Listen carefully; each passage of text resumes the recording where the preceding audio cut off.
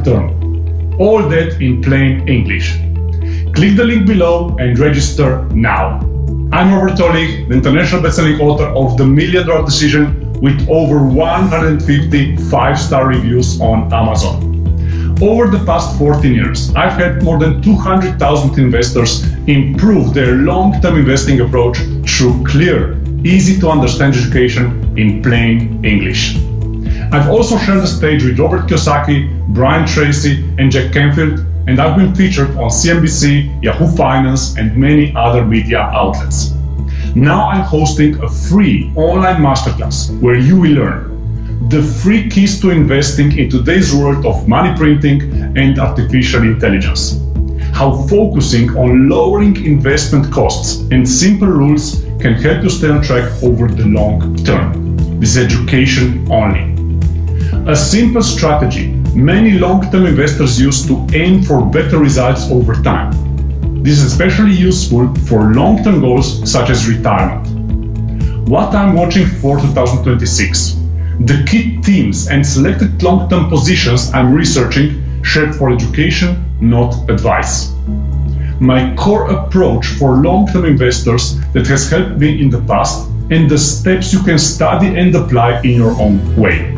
And finally, a unique process I call the reverse psychology of investing that can sometimes lead to strong outcomes. I will share a lot of case studies and public reviews from members. This 90-minute online event is free of charge and very useful whether you already invest or are just getting started. If you want simple to understand education to help you make more informed long-term investing decisions, click below and register now. I promise, no Wall Street buzzwords, I explain everything in plain English. So register now.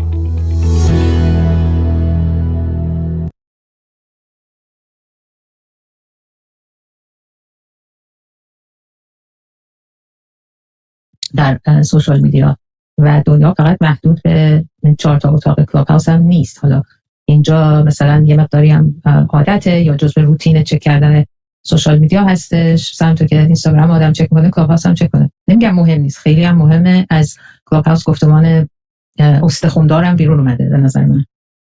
اما خب اینقدر دیگه نباید مثلا ناامید بشیم و بگیم و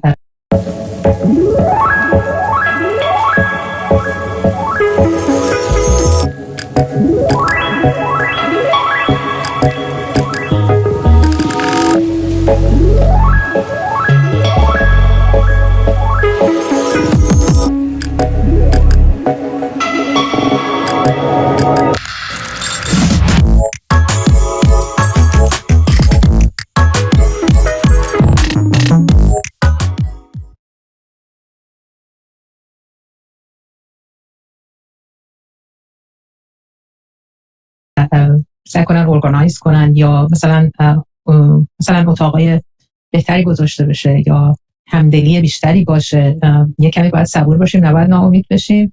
من برای همین اومدم که به سیاوش جان بگم که خیلی سخت نگیر، این هم میگذره. اما چیزی که برای من مهمه همینه که ناامید نشیم و خیلی باید صبور باشیم و از همدیگه حمایت بکنیم. مثلا اگه یه کسی حرف خوبی میزنه یا حرف با محتوایی میزنه، باید ازش حمایت کرد. اگر نه خب ایرادی نداره. یه گفتمان، ما الان هرچی جلوتر میریم، گفتمان سکولار، گفتمان دموکرات، گفتمان آزادی طلب، گفتمان معتقد به تمامیت ارضی، صفش از صف گفتمان اصلاح طلبی یا استمرار طلبی جدا میشه. چه بخوایم چه نخوایم این اتفاق میفته. حالا اینی که مثلا یه کسی یه جایی صحبت کنه، اینا به نظر من خیلی مهم نیست، چون بعضی وقتا آدم میره جایی صحبت میکنه، خدا موکک، بعضی وقتا آدم جایی صحبت میکنه که با خودش مخالفن. همیشه که نمیشه یه جایی رفت که عین حرفای شما رو میزنن. بعضی وقتا هم میرین جایی که صحبت کنین که نقاط اختلافتون رو به اشتراک بگذارید.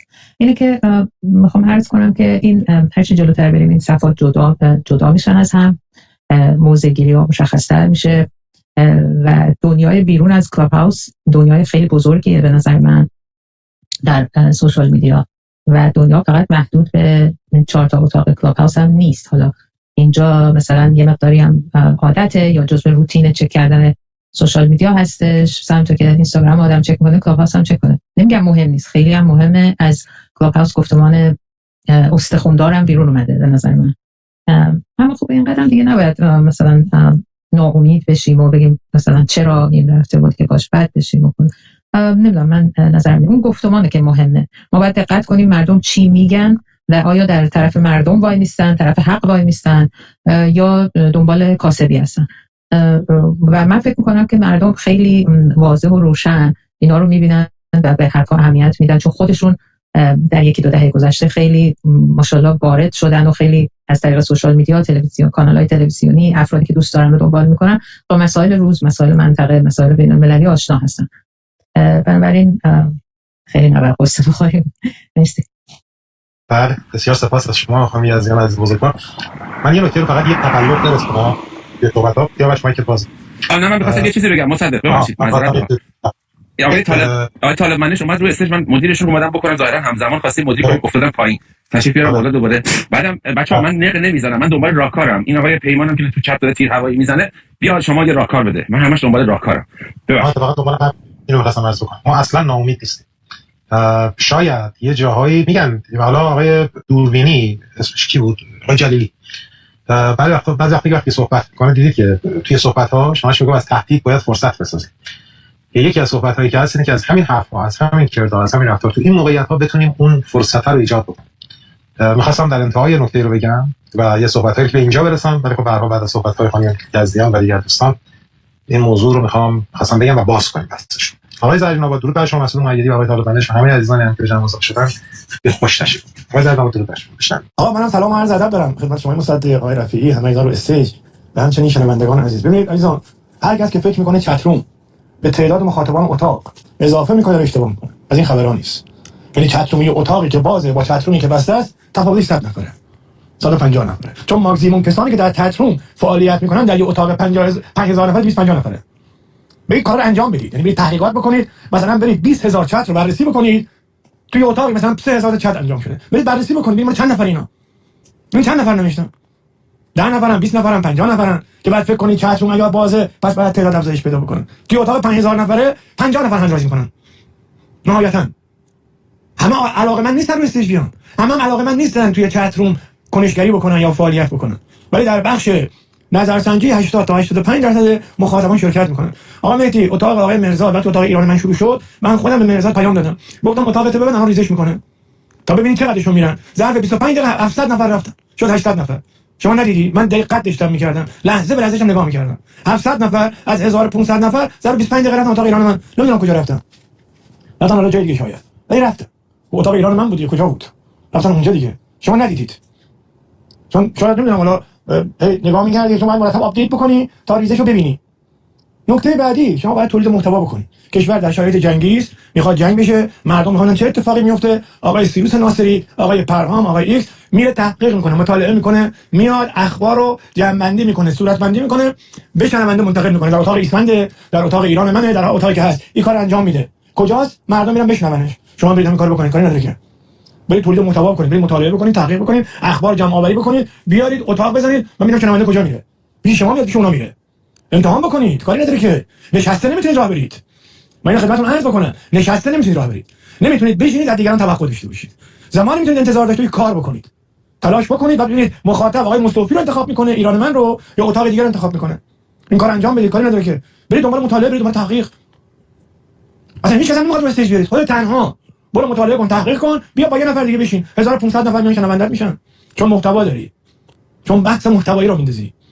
شما نمیتونید آقا، نمیتونید همینطوری به کسی بگید آقا این کارو نکن، برای جایگزین نذاری، آلترناتیو براش نذاری، بعد براش آلترناتیو بذاری. من چند نفر میشم من اتاق بزنم، گفتم نه حوصله‌اش خیلی خسته بودم، گفتم امشب نمیخوام اتاق بزنم. 7 نفر من پیام دادن اتاق بزنم، من نمیذارم، امشب خسته‌ام نمیتونم.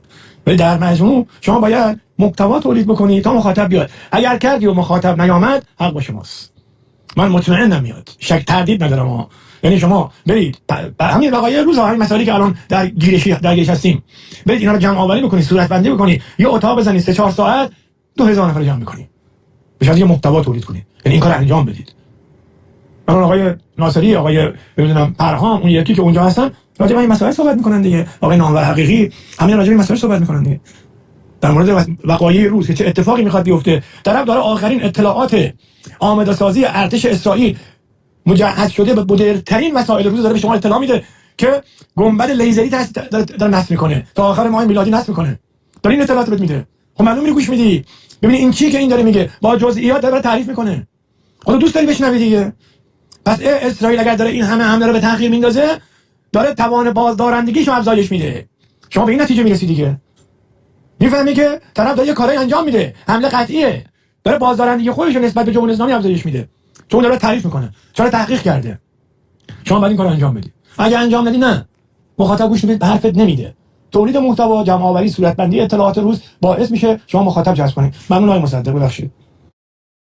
بله، بسیار سپاس از شما. من یه سوال از آقای زین‌آباد، این خستگی امشب شما و عرض به خدمتتون که اتاق نزدن امشب شما، چون یه موضوعی رو شما داشتید، قرار بود که امشب یه اتاق برگزار کنید، به خاطر همزمانی با اتاق ایران من نبود که برگزار نکردید؟ نه، اتفاقا من با قاضی زادم هماهنگ داشتم می‌کردم. بعد خیلی یعنی اتفاقی افتاد امشب برای من که من باید جایی میرفتم، هم دیگه نمیتونستم. بعد که برگشتم اصلا از همه چی افتاده بودم، اصلا نمیتونستم حرف بزنم. من بعد از اینکه از این کجا داشتم با شما چت می‌کردم، من یه ساعت بعدش اومدم خونه خوابیدم تا همین الان خستم بود.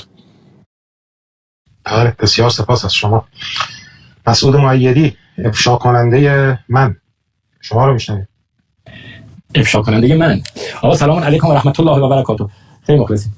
عرض کنم که من یه نکته‌ای رو سیاوش، اول خدمت همه سلام دیگه اسم نبرم. سیاوش چند روز قبل توی اتاق آقای سرامی بود، اومد و یه نکته رو گفت باشه بد برخورد شد. من خیلی ناراحت شدم. ولی اون نکته رو الان تکرار کرد. گفت من دنبال راهکار می‌گردم. راهکار. ببین سیاوش جان، یکی از مشکلات جامعه ایرانی همین است که تو داری میگی. یعنی اساساً مردم در حوزه‌ای که تخصص ندارن ماشاءالله صاحب نظرن. ببینید وقتی یکی مریض میشه همه براش تجویز پزشکی میکنن، وقتی یه جایی رو چه میدونم یه کاری رو میخواد انجام بده نمیدونه، همه یهو میشن متخصصش. اینو بارها گفتم، همونطوری که من در عالم مثلا سلامت به عنوان مصرف کننده امر سلامت هستم، وقتی بیمار میشم میرم پیش پزشک، بیماریم رو به تندترین شکل ممکن فریاد میزنم، اما راهکار وظیفش با من نیست، او باید به من راهکار بده. وقتی من به عنوان مصرف کننده مثلا امر حمل و نقل ماشینم خراب میشه، میرم پیش تعمیرکار، او باید راهکار به من بده. من به عنوان مصرف کننده امر سیاست هم هرگز به دنبال راهکار اصلا میدونستی سیاست تو اتاقم نمیذارم. کسانی که تخصص دارن بدونم طرف تخصصی رشتهش اینه، علوم انسانی و خاصه علوم سیاسی، مثلا من بگم خیلی راهکار بده. یا اصلا به شدت دارم نسبت به این مسئله میجنگم که آقا هر کسی نباید راهکار بده. ما میتونیم ابراز نظر بکنیم، ولی این ابراز نظر ما اولا ما موضوعیتی نداریم، دو تخصص نداریم در این.